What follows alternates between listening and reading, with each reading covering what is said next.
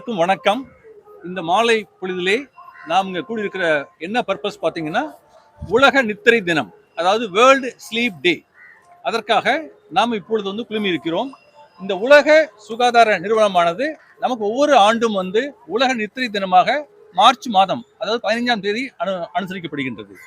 இந்த உலக நித்திரை தினம், இந்த வேர்ல்டு ஸ்லீப் டேயை முன்னிட்டு தூக்கம் மற்றும் தூக்கம் சார்ந்த வியாதிகளை பற்றிய ஒரு விழிப்புணர்வுக்காக இந்த மாபெரும் விழிப்புணர்வு நடைபெரணி, அதாவது இந்திய மருத்துவ சங்கம், rotary club of Chennai medical fraternity and south east Asian academy of sleep medicine இணைந்து இந்த மாபெரும் தூக்கம் சார்ந்த, தூக்க நலம் சார்ந்த விழிப்புணர்வு பேரணி இப்பொழுது நடைபெற உள்ளது. இந்த தூக்கம் சார்ந்த வியாதிகள் என்னவென்றால், சரியாக நாம் தூங்கவில்லை என்றால் அதனால எண்ணற்ற வியாதிகள். நாம் வாழ்க்கையிலே 1/3 பங்கு தூக்கத்திற்காக செலவிடுகிறோம். அப்படி 1/3 பங்கு செலவிடவில்லை என்றால் நமது உடல் உறுப்புகள் எல்லாம் செயலிழந்துவிடும். எப்படின்னா, நம்ம ஒரு செடிக்கு தண்ணி ஊத்துறோம், அதே மாதிரி நம்ம உடல் உறுப்புகளுக்கு இயங்குவதற்கு ஆக்சிஜன் அப்படிங்கிற உயிர் வாயு மிக முக்கியமானது. அந்த உயிர் வாயு கொடுக்கிற இடமானது ரெஸ்பிரேட்டரி ட்ராக்ட், அதாவது சுவாச மண்டலம், சுவாச உறுப்பு.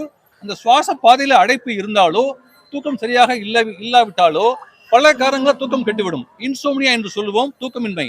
மற்றும் ஸ்லீப் அப்னியா என்ற வியாதி உள்ளது, அது தூக்கத்தில் சுவாச அடைப்பு என்று சொல்லுவோம்.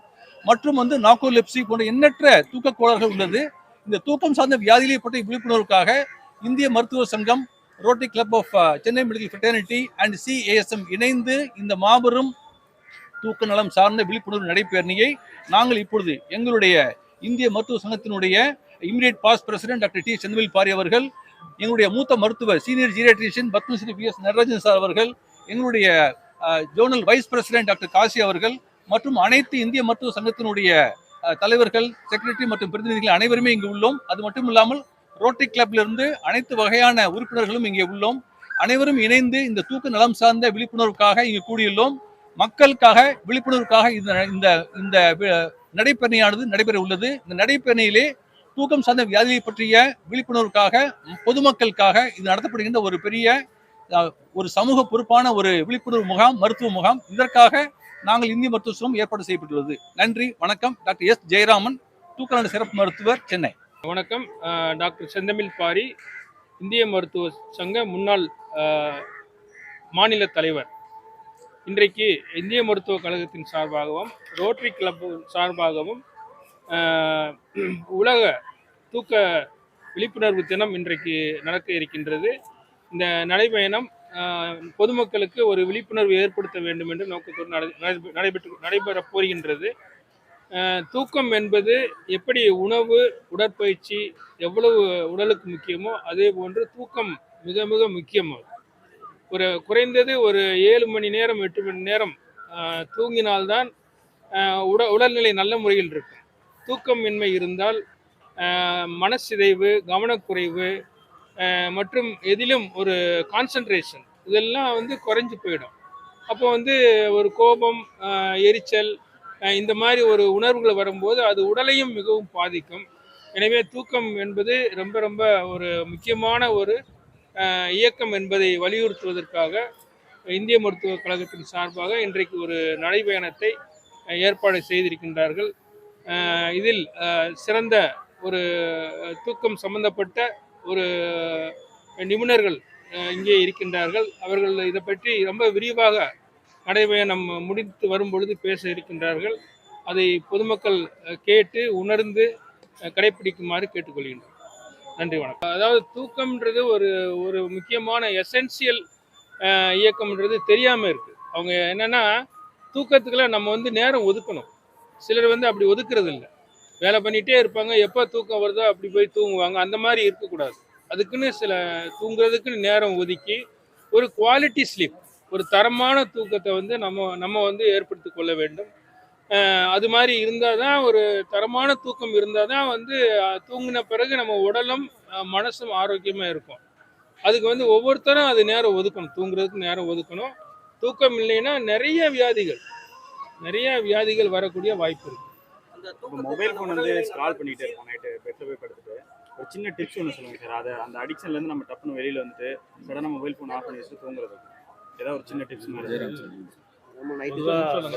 எலக்ட்ரானிக் கேட்ஜெட்ஸ், அது மொபைல் ஃபோன் மட்டுமல்ல, கம்ப்யூட்டர் உட்பட அந்த ஸ்க்ரீன்லேருந்து வரக்கூடிய இந்த ப்ளூ ரேடியேஷன் இருக்கு இல்லைங்களா, அது வந்து தொடர்ந்து நம்ம பட்டுகிட்டே இருந்தாலே அது மூளையை பாதிக்கும்.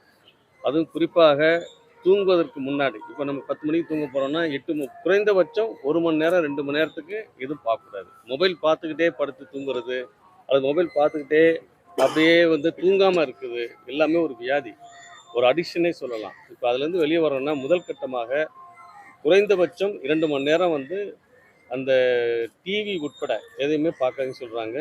அதை மாற்றணும் அப்படின்னா புக் படிங்க. புக் ரீடிங் வந்து அதை வந்து மாற்ற முடியும். புக் ரீடிங் பண்ணிங்கனாக்க இந்த மாதிரி இதுலேருந்து, இந்த அடிக்ஷன்லேருந்து கொஞ்சம் கொஞ்சமாக நீங்கள் வந்து வெளியே வரலாம். புக் ரீடிங் படிச்சுக்கிட்டே தூங்குனீங்கன்னா நல்ல தூக்கம் வரும். நீங்கள் மொபைல் பார்த்துட்டே தூங்குனீங்கன்னா தூக்கமே வராது, அல்லது தூங்குன மாதிரியே இருக்காது. தூங்கும் போது தான் நிறைய பேர் அந்த மொபைல் யூஸ் பண்ணிட்டு அதுக்கப்புறம் தூங்குறாங்க.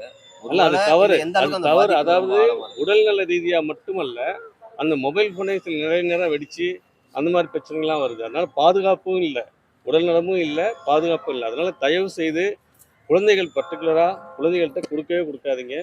பெரியவங்களும் வந்து இந்த பழக்கத்துக்கு வந்து மாறணும். சிறந்த தூக்கத்துக்கு என்ன மாதிரியான உணவு நம்ம உட்கொள்ளணும்? தூங்குவதற்கு முன்னாடி குறைந்தபட்சம் 1 மணி நேரம், குறைந்தபட்சம் அது 2 மணி நேரம் இருக்கிறது நல்லது. அதுக்கு முன்னாடி உணவு எடுத்துடணும். உணவு சாப்பிட்டுட்டு உடனே போய் படுக்கக்கூடாது, அது ஒன்று. நீங்கள் எந்த மாதிரி உணவுங்கிறத வந்து இங்கே இரவு தூக்கத்தை பொறுத்தளவில் தூங்குறதுக்கு முன்னாடி அளவு கம்மியாக குறைந்த அளவு உணவை வந்து எடுத்துக்கிறது நல்லது. வறுத்த பொருள்கள் அவாய்ட் பண்ணுறது நல்லது. எண்ணெய் பொருள்களை அவாய்ட் பண்ணுறது நல்லது. அதே மாதிரி எளிதாக செரிக்கக்கூடிய பொருள்களை சாப்பிடணும். நைட்டு டின்னர் முடிச்சோன்னா எல்லாரும் ஒரு காஃபி சாப்பிட்றது ஒரு ட்ரெடிஷன் மாதிரி ஆயிடுச்சு. அது எதையுமே வந்து நீங்கள் சாப்பிட்டுட்டே இருந்துட்டு உடனே தூங்குறதுங்கிறது கெட்ட பழக்கம். அது வந்து பல வியாதிகளை அது வந்து உண்டாகும். சார், நள்ளிரவு தூங்கி அதிகாலை எழுறதுக்கு பதில் 9-10 மணிக்கு எழுறாங்க. ஆனா அதனால உடல் கேடு. கண்டிப்பா. ஆனா உகந்த நேரம் எந்த நேரத்துல தூங்கி எந்த நேரத்துல எழுந்தா கரெக்டான? அது வந்து வித்தியாசப்படும், அவங்களுடைய வேலை சார்ந்ததை பொறுத்து இருக்கு. இப்போ சாதாரணமாக இப்போ ஆஃபீஸ்க்கு போகிறவங்கெல்லாம் ஒரு 5 மணியோட டியூட்டி முடிஞ்சிடும். அவங்கெல்லாம் வீட்டுக்கு வந்தோடனே சாப்பிட்டுட்டு ஒரு 9-10 மணிக்குள்ளே படுத்துட்டு காலையில் ஒரு 5 மணிக்கு எழுந்துறது நல்லது. சிலருக்கு வந்து இந்த ஷிஃப்ட்டில் ஒர்க் பண்ணுறவங்கலாம் செகண்ட் ஷிஃப்ட்லாம் ரொம்ப லேட்டாக முடியும், 9-10 மணிக்கு தான் டியூட்டியே முடியும். அவங்கெல்லாம் கொஞ்சம் லேட்டாக படுத்து லேட்டாக எழுந்திரிக்கலாம். பட் ஒரு 7 மணி நேரம் வந்து தூங்கணும், அதுதான் முக்கியம். அது வந்து டைம் வந்து அவங்களுடைய இதை பொறுத்து இருக்குது. நல்ல தூக்கம் வேணும்னா இரவு 10 மணிலேருந்து காலையில் 6 மணிக்குள்ளே சார் சொன்ன மாதிரி 7 அல்லது 8 மணி நேரம் தூங்குவதற்கான வாய்ப்பு இருந்தால் தூங்குறது நல்லது. குறைந்தபட்சம் தொடர்ச்சியாக 6 மணி நேரமாவது தூங்கணும். தேங்க்யூ.